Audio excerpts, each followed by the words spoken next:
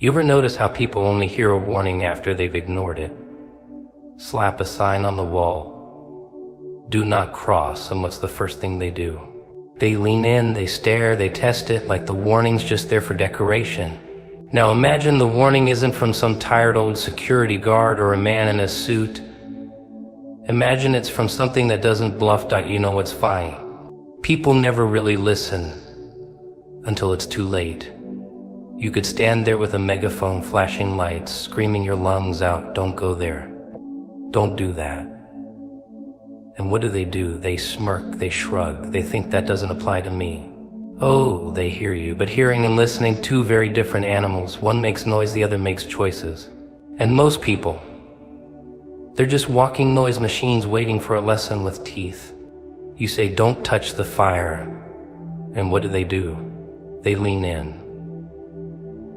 They hold their hand just close enough to feel the heat, like it's some sort of thrill ride. Like the warning is a dare, not a gift. You tell them that's dangerous, that's forbidden, that's the edge, and their eyes light up. Because deep down, they don't believe danger is real. Not for them. Danger is for fools, for weaklings, for everyone else. But here's the thing, warnings, real warnings, they don't come with a light show. They don't beg. They don't plead. They just are, like thunder before the storm. Like the silence right before the fall. And when that warning comes from a place that doesn't deal in second chances, well, that's when things get interesting. Because by then the choice has already been made. The line's been stepped over. And suddenly all the laughter, all the bravado, all that it'll be fine garbage, it vanishes. Just like that. But rewind the tape, go back to the moment the warning was given. Play it in slow motion. Watch how they roll their eyes, how they laugh, how they wave it off like a mosquito in summer. It's almost poetic how confident they are in their invincibility. Like pain is a myth. Like consequences for someone else. You could tattoo a warning across their forehead and they'd still find a way to miss this. Because the truth is most people only learn after the fall. After the burn. After the line's been crossed and the price is pounding at the door. You ever watch someone ignore a lifeline? It's a spectacle, like watching a man dance on the edge of a rooftop, blindfolded, claiming he knows every step. And when you call out, "Hey, careful," he waves at you, smiling, because in his head he's in control. He thinks the warning is a sign of weakness, that it's meant to scare him. But no, it was never about fear. It was about truth.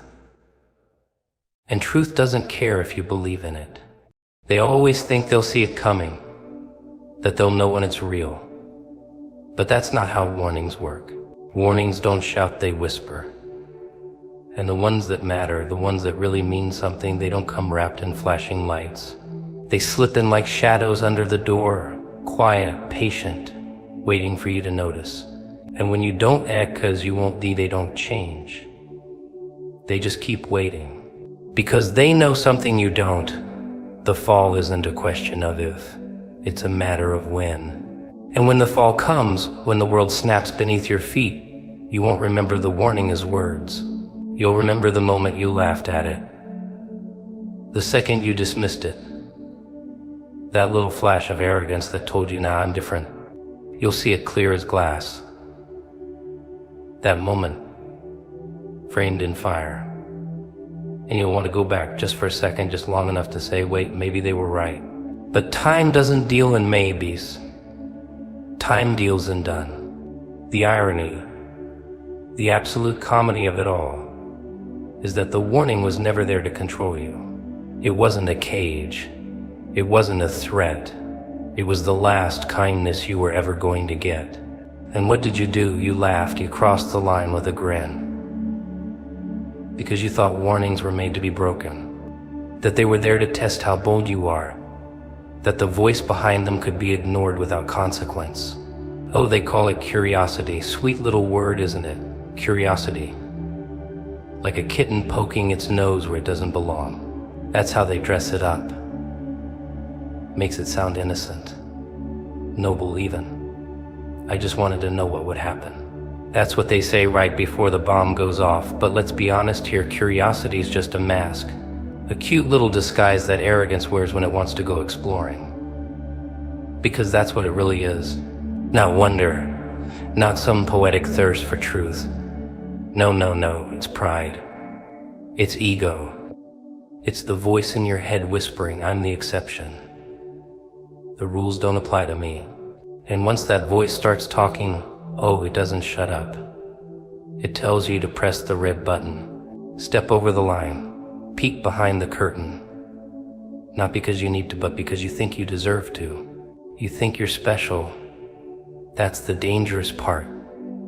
They always dress it up in questions. Why is it forbidden? What's the worst that could happen? How bad can it really be? They poke and prod like they're scientists in some divine lab, except they're not testing the world, they're testing the fuse. And they don't even realize it's lit. That's the joke. They're standing in a room full of gasoline asking what happens if I strike a match. Like it's a riddle. Like it's a game. It's not about needing answers, it's about proving something. Proving they're brave, proving they're smarter, proving they can stare into the dark and walk away untouched. That's not curiosity. That's a challenge. That's someone looking into the face of danger and smirking. Because deep down they believe they're untouchable. That the laws of cause and effect will bend for them. That whatever power drew the line in the first place won't mind. But let me ask you this, when has curiosity ever stopped at the first answer? Never. That's the trick. You pull one thread and suddenly the whole thing unravels. One question leads to another. One step past the line becomes 2, then 10, and before you know it, you're not exploring anymore. You're lost. But they never see it coming, because they're too busy being clever. Too busy patting themselves on the back for being bold, brave, brilliant little rebels. And the best part, the moment they realize they've gone too far, it's already too late. That's the punchline. They walk into the lion's cage thinking they're just looking, just observing. I'm not hurting anyone, I just want to understand. Oh, how noble. How poetic. Until the lion wakes up. Then it's all I didn't mean to, I didn't know. But that's the thing they didn't know. That's what makes it arrogance. The warning was right there, carved in stone, loud as thunder. They saw it. They just didn't care. Because people like to think they're the exception. That they're too smart to get burned. That they'll know when to stop. But stopping isn't in the nature of arrogance. No arrogance feeds on momentum, on forward motion, on the thrill of being one step ahead. It tells you keep going, you've come this far, and so you do.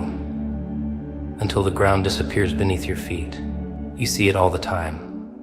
A line is drawn and someone just has to cross it. Not because they have a reason. Not because they've weighed the cost, but because deep down they want to prove they can. That's not curiosity, that's vanity with a magnifying glass, as pride playing dress up. And the more sacred the line, the more irresistible the pull. Not because they don't believe the warning, but because they do and they want to spit in its face. They say the cat died because it was curious. No, the cat died because it was arrogant. Because it thought it could dance on the edge and come back with a story to tell. But lines like that, they don't always let you come back. That's the part nobody wants to admit. They think they're explorers when really they're just gamblers, throwing dice in a game they don't understand. And once the stakes show up on the table, they finally realize they're not playing with chips. They're playing with everything. You ever notice how people flinch at the word boundary? Like it's a punishment. Like it's some cruel little fence meant to keep them from all the fun. Oh, they hate that word. It makes them feel trapped, controlled, small. And you know what people do when they feel small?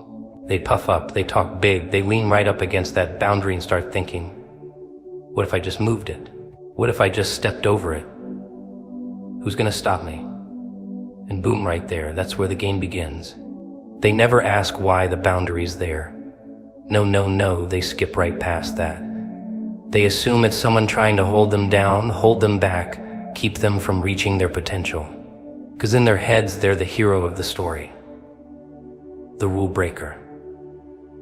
The limit pusher. The one who shatters chains and makes history. Cute, right? But here's the joke: most boundaries, they weren't drawn to hold you prisoner. They were drawn to keep something else out. Or maybe something in. Either way, it's not about control. It's about survival. But you try telling that to someone who's convinced they're invincible. Try telling that to someone who's never paid the price. They look at a locked door and think, treasure must be behind there. Never once considering it might be a coffin. They don't want protection. They want adventure.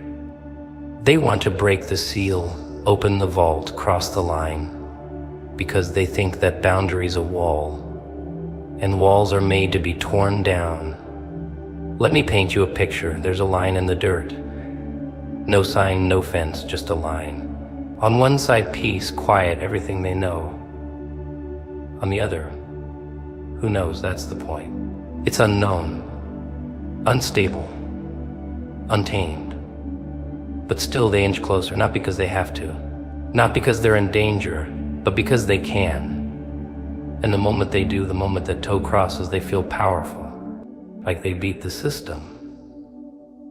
Like the rules bent just for them. That's not freedom. That's delusion with lipstick. See, real boundaries, real ones, they don't come with alarms. They're subtle, almost invisible. And that's what makes them dangerous. People walk right past them thinking they found a shortcut to greatness. But those boundaries weren't meant to limit your reach. They were meant to guard your mind, your soul, your sanity. They were warnings dressed as lines, lines written not in chalk but in blood, fear, and the kind of wisdom that only comes from losing everything. Still they scoff. They say things like, if I don't test the edge, how will I know what I'm capable of? But they don't want to know what they're capable of. They want to be told they're untouchable, that their willpower is stronger than reality, that the fire won't burn them. But the fire doesn't care who you are. It doesn't recognize courage. It doesn't reward boldness, it just burns. And when it does, it doesn't ask for permission. The best part, the ones who scream about freedom, about choice, about the right to go where they please, they're the first to beg for mercy when the boundary bites back. When the storm comes crashing through the line they stepped over, they cry out, no one warned me. Oh, but they were warned.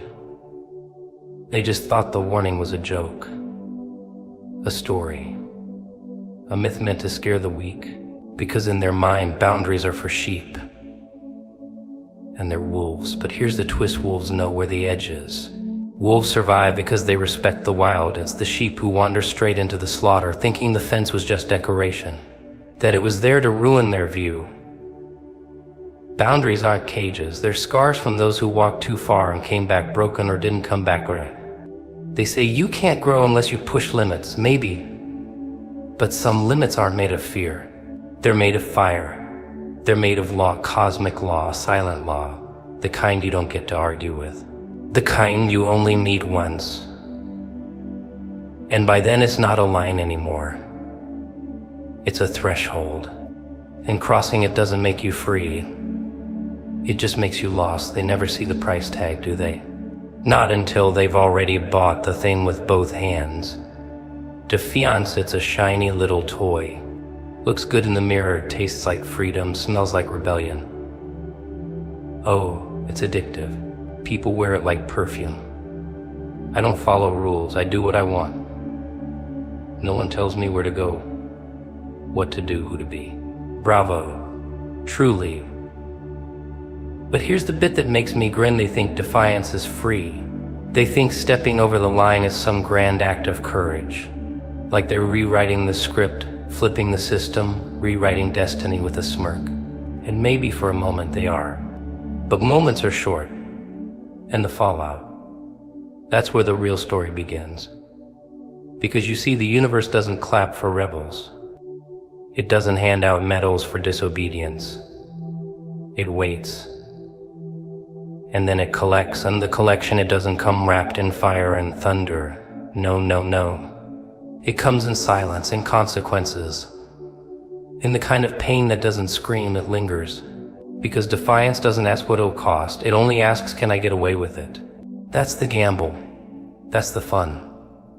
That's the beginning of the fall. You watch them walk toward the landing line and it's like a performance. They puff up, put on their bravest face, and strut like kings. They call it strength, independence, power. And for a while people even cheer, look at him go. Look at her shine. But when the curtain drops and the lights go cold, those cheers don't mean a thing. Because consequences don't care about applause. They come for everyone. The best part, they always act surprised. Like no one told them. Like the warnings were taphors. Like fire isn't actually hot and poison is just a metaphor for negativity. They think the laws that hold the world together are just suggestions, optional. And when they finally pay the price, you see it in their eyes, that flicker of realization, that moment of, oh, maybe I'm not untouchable. But by then, the damage is done, because defiance always leaves a mark. It doesn't matter if you're right. Doesn't matter if you felt justified. The world doesn't deal in fairness, it deals in balance. Break something and something breaks back. That's the game. That's the unspoken rule nobody wants to read. They want to believe they can throw punches and never get hit. That they can spit at the sky and never feel the storm. Funny, isn't it? People say they're willing to face the consequences, but they never picture them right. They imagine consequences as drama, chaos, fireworks. But most of the time, it's quiet, subtle, rotting you from the inside. You defy the line, and maybe you don't fall today. Maybe not tomorrow, but it starts. A slow erosion. Trust crumbles, peace fades. The ground under your feet starts to crack, and you tell yourself you're still standing tall, but you're sinking. Inch by inch, smile by smile, because that's how it works. They don't tell you that in the stories. In the stories, the rebel wins. The one who breaks the rules saves the day. But those are stories. Real life doesn't care about your arc. Real life gives you a match in a room full of dynamite, and when it all goes up, you're the only one surprised. And that's the joke. You were warned. You were always warned. But people don't want truth. They want excitement. They want to feel like they've got the guts to do what no one else will. They want to break the pattern, stand in the fire, prove they're stronger than the rules. And they might even believe it, right up until the fire bites. And then suddenly they're not the hero anymore. They're just the latest fool who thought the price didn't apply to them. It always does. Every act of defiance carves its toll. Sometimes on your name, sometimes on your soul, sometimes on the people standing too close when you decided to play brave. And the world, it doesn't clean up after you, it lets it burn, lets it bleed, lets you learn, slowly, painfully, that the thrill of crossing the line was the cheap part. The cost comes later, always later, but it always comes. They think every rule, every law, every line ever drawn, it's all man-made. That everything comes from a suit with a pen, or a priest with a book. So naturally they believe rules can be bent, broken, ignored, rewritten, and sometimes sure they're right. Some lines are scribbles in the sand, easy to wipe away with the toe of your boot. But not all lines are made by men. And those are the ones that bite. See, there are some lines that were never drawn, they were etched. Deep, unshakable, cosmic. You can't argue with them. You don't vote on them. You don't negotiate. You just feel them. In your bones. And the cold that creeps up your spine when you're standing somewhere you shouldn't be, that's not anxiety. That's not guilt. That's the universe whispering, turn around. But people don't listen to whispers anymore. They want the voice to scream. They want flashing lights and dramatic warning. They want lightning bolts and thunderclaps. If the world doesn't slap them across the face, they assume it's safe. Quiet means permission, right, Ron? Quiet means you're already in too deep. And what's worse, they don't just ignore the line, they mock it, laugh in its face. They say things like, if I can't see it, it's not real. Oh, how precious, as if reality needs your permission to exist. As if truth only counts when it's convenient. But those unseen lines, they're the most dangerous of all. The ones you only notice when it's too late. When the walls start shifting. When the light bends the wrong way. When the things you thought were just shadows start watching you back. But they still push. Still step forward. Because in their head they're explorers. Breaking boundaries, chasing truth, and maybe at first, yeah, it feels like discovery. Like progress, like evolution. But you don't evolve by stepping into something your soul can't comprehend. That's not growth. That's decay dressed as adventure. And here's where it gets real funny. They don't even believe in limits anymore. They think everything's open. Everything's fair game. If I can imagine it, I can touch it. If I can name it, I can own it. Oh, the arrogance. The absolute poetry of it. They treat the unknown like a playground. But some places aren't meant for your footprints. Some knowledge wasn't lost, it was buried. For a reason. They'll say, but why would something be off limits? Because not everything's yours. Because some forces don't bargain. Because some boundaries aren't there to keep you out there, they're to keep something else in. You think the line is about control, but it's not. It's about containment. It's about balance. Cross it and the scales tip. And the thing that wakes up on the other side, it doesn't care who you are. But no one thinks they'll be the one to pay the price. That's the trick. Everyone thinks they'll be the exception. That they'll cross the ancient line, stare into the dark, and walk away with secrets no one else could handle. I'm different, they say. I can take it. As if the laws that bind the stars will bow to their ego. That's the real comedy. Thinking the line was drawn by a hand like theirs. That if they just shout loud enough, step bold enough, the universe will roll over and let them pass. But the old lines, the real ones, they're not there to stop you. They're there to remind you, this is not your domain. You weren't built for what's beyond. You weren't designed to hold it, carry it, understand it. You were meant to stand back. But of course they never do. They see a boundary, they break it. And for a moment, just a moment, it feels like victory. But victory doesn't feel like nausea. Doesn't sound like silence. Doesn't leave you questioning if you're still alone in your own skin. That's not winning. That's stepping through a door that was never meant to open. And when it starts to follow them back. You ever feel it? That little twitch in the air, like reality's holding its breath. Like something's about to snap, but not in a bad way. Oh no. This time, it's the good kind of crazy. The kind that doesn't knock politely, kicks the door off the hinges and says, surprise. You've been crawling through fire thinking it was punishment when really it was preparation. And now something's coming that doesn't make sense. You think miracles are polite? That they show up wearing tuxedos, shaking hands, handing out explanations? No. That's not how it works. Not for people like you. Not when your whole life has been built on just wait. And not yet. And maybe someday. What's coming for you? It doesn't ask for permission. It doesn't come wrapped in reason or follow the rules of what's possible. It breaks things. Rearranges the walls you built to protect yourself. And you won't even recognize it at first because it won't look like help. It'll look like interruption. It'll sound like madness. It'll feel like whiplash dressed as wonder. That's how it works when the script flips without warning. See, your mind's been trained to believe in steps. Step 1, step 2, then you earn the reward. But what if the reward doesn't follow your little sequence? What if it jumps the line? What if it skips the logic entirely and lands right in your lap just to see if you'll freak out or rise up? That's the real test. Can you handle the blessing when it makes no sense? Can you hold the weight of something you didn't build, but somehow still deserve? Can you stop asking, why me, long enough to realize, why not you? It's funny how people want to break through until it actually breaks something. You wanted out, didn't you? You wanted change. You prayed for new.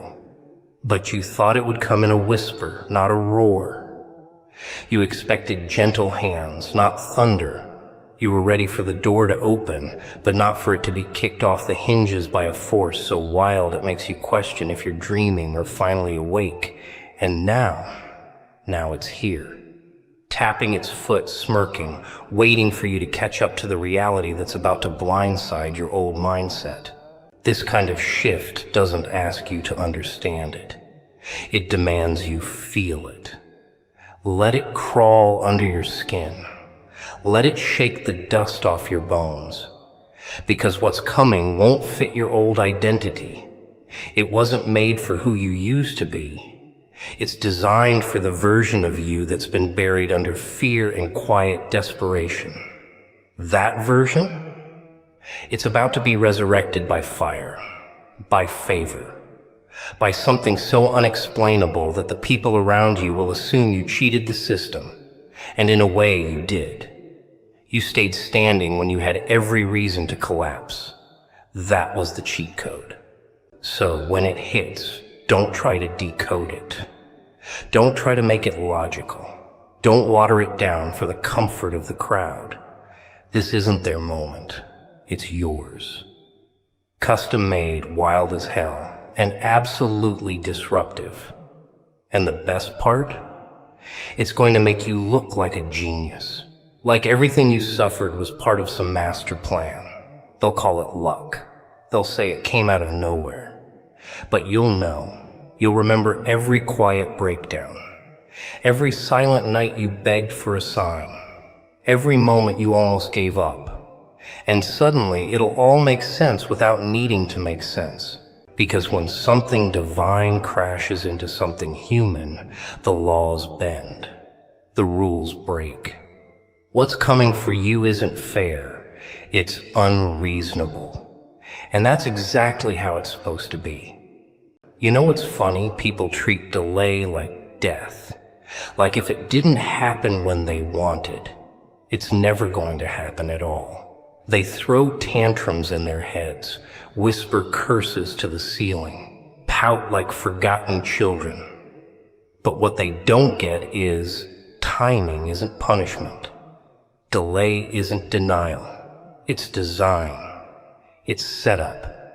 The kind of setup that hides its cards, smirks at your frustration, and plays the long game just to watch your reaction when it finally hits. See, you've been pacing the floor thinking everything's late. But maybe, just maybe, it's you that's early.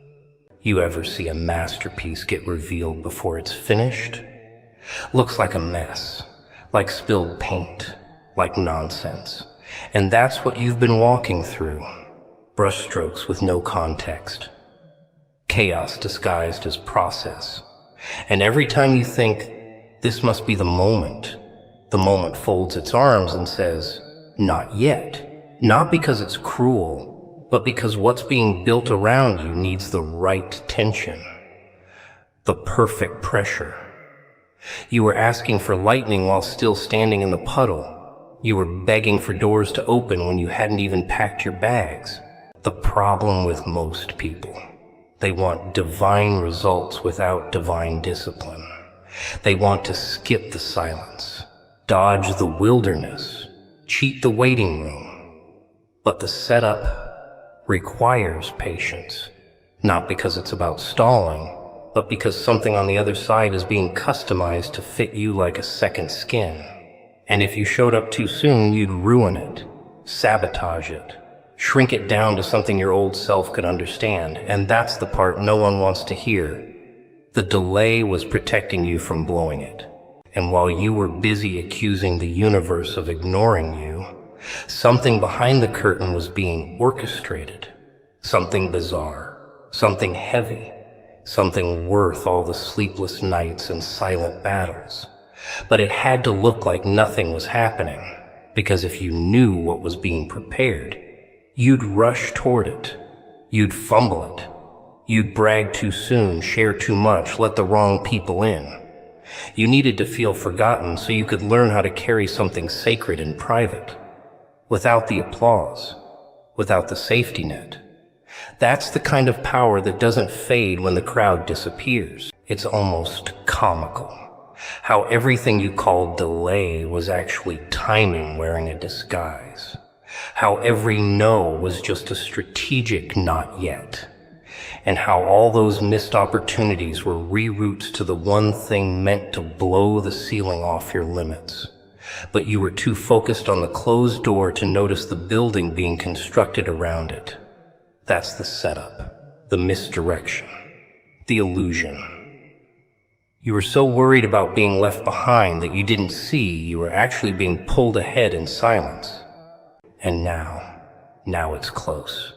You can feel it, the shift, the disturbance in the air. But here's the twist.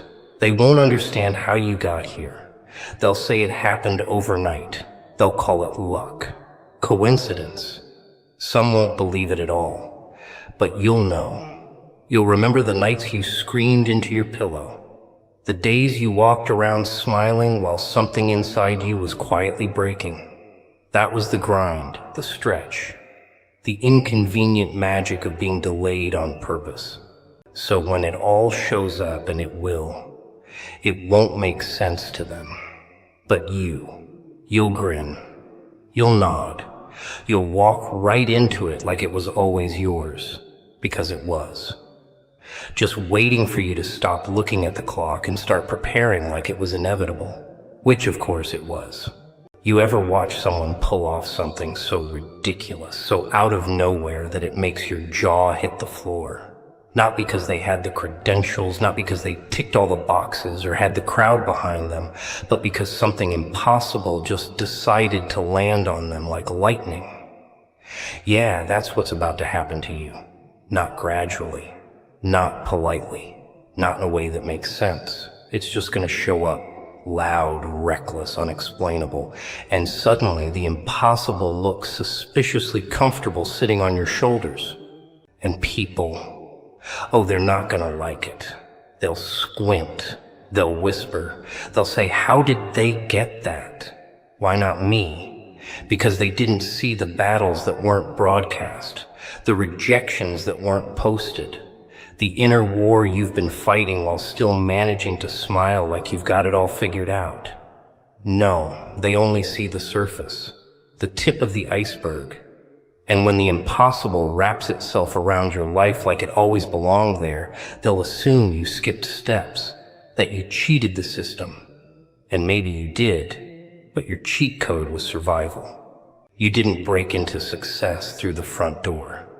You clawed through the basement. You didn't glide through on favor, you bled for it.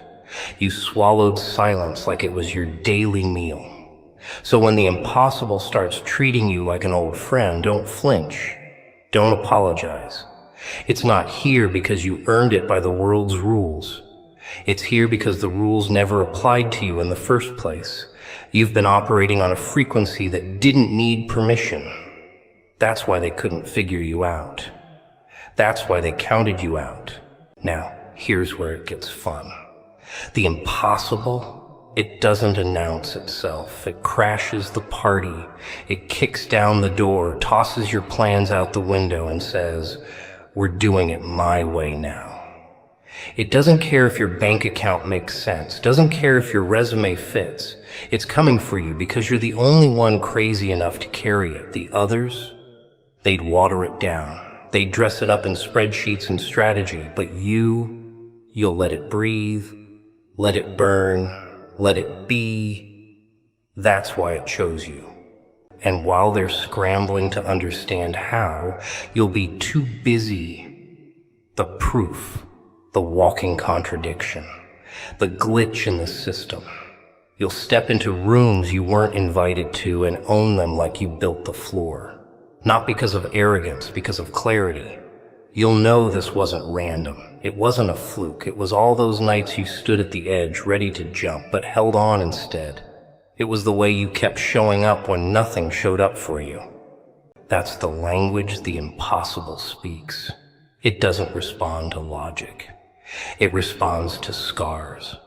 And yours. They're not just pretty little battle wounds. They're credentials, they're keys. And now they're unlocking something so wild, so absurd, it'll make you question whether you're dreaming or finally awake. But don't pinch yourself. Don't test it. Walk in it. Speak in it. Let it ruin every small version of yourself you ever believed in. Because the impossible didn't choose you to keep you comfortable. It came to make you dangerous. And sure, some people will distance themselves. Some will talk. Some will try to drag you back to their level of disbelief. Don't waste your breath explaining. They weren't built for this level of chaos. You were. That fire you thought was going to kill you, turns out it was just forging your name into the kind of story that makes people stare a little too long, wonder a little too hard, and finally admit that maybe, just maybe, you were always the storm they couldn't see coming. You know what's hilarious? People begging for a sign while ignoring the smoke rising right under their nose. They want fireworks, trumpets, maybe a letter from heaven with a gold seal. Meanwhile, the whole atmosphere is shifting, war drums are pounding in the distance, and something big, no, catastrophic is already moving. But they can't feel it. Because they're too busy scrolling, too busy comparing, too busy laughing at nothing while the real show loads in the background.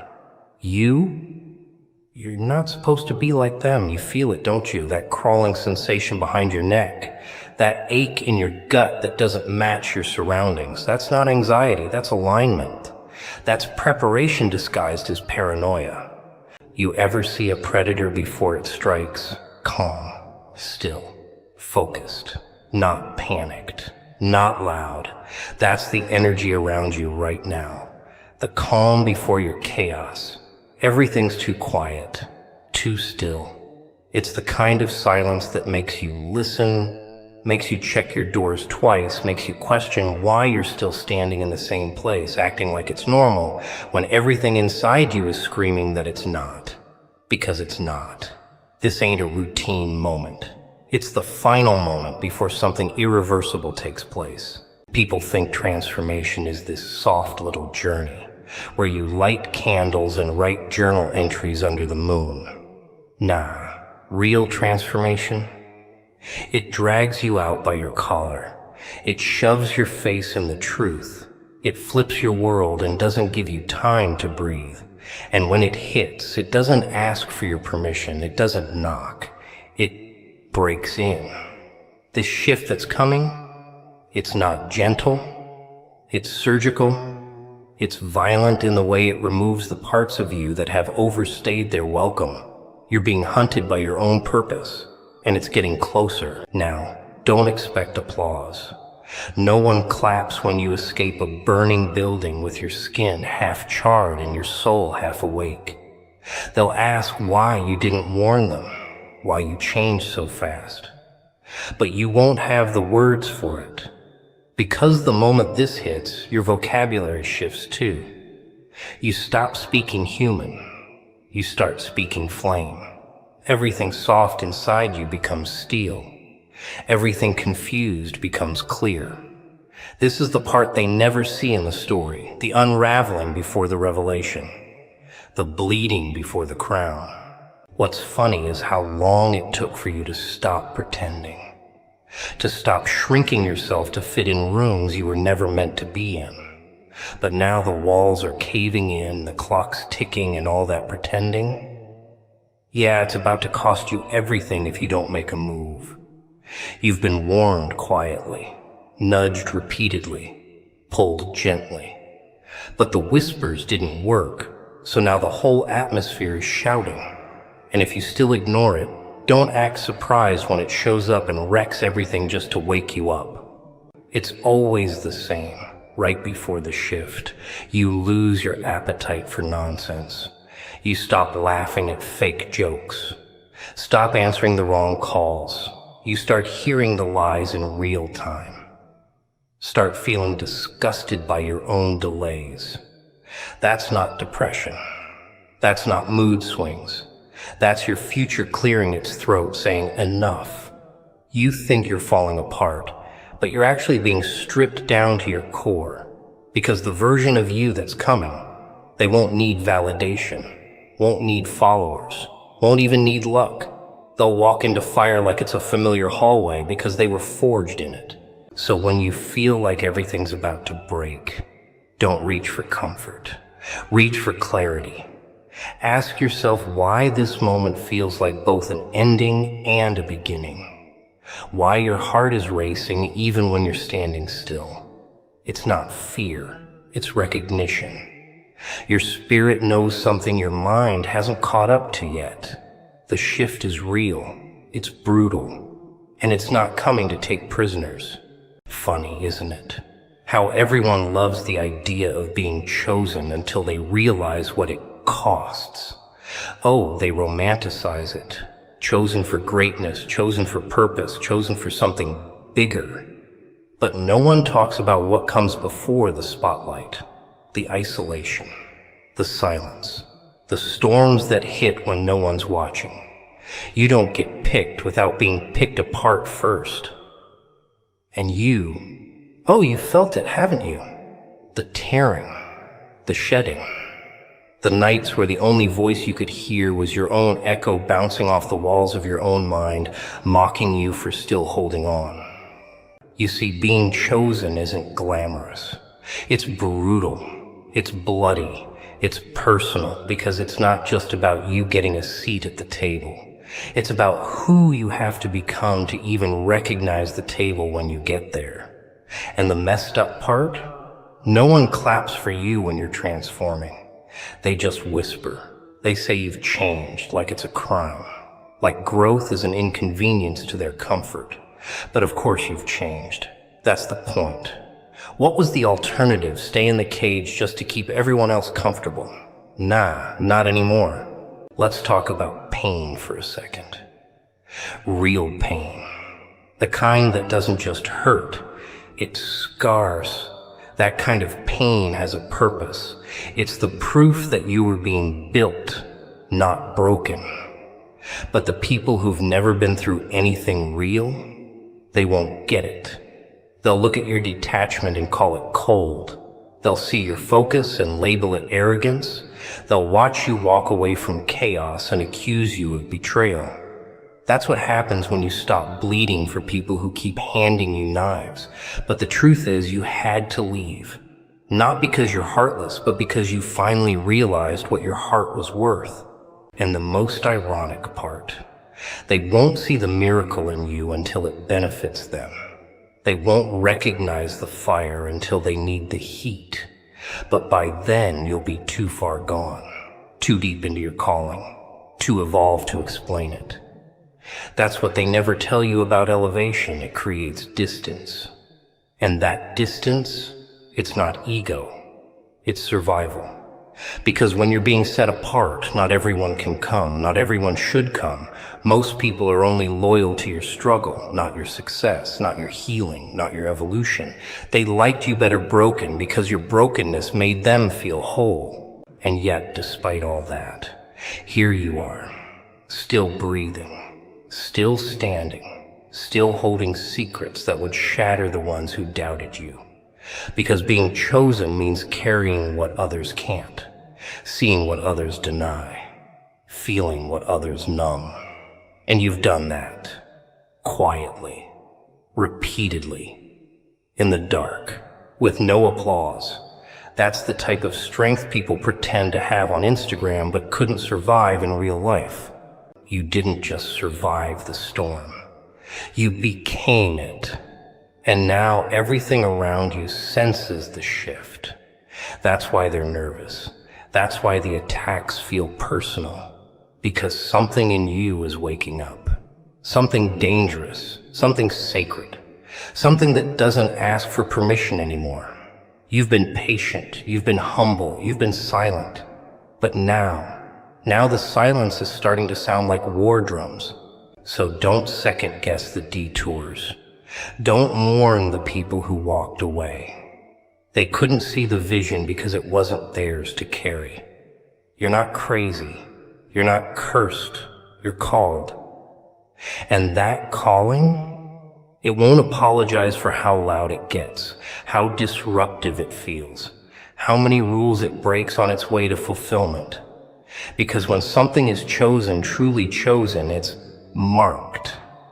And marked people don't fit. They don't settle. They don't stay where they're tolerated. They go where they're needed.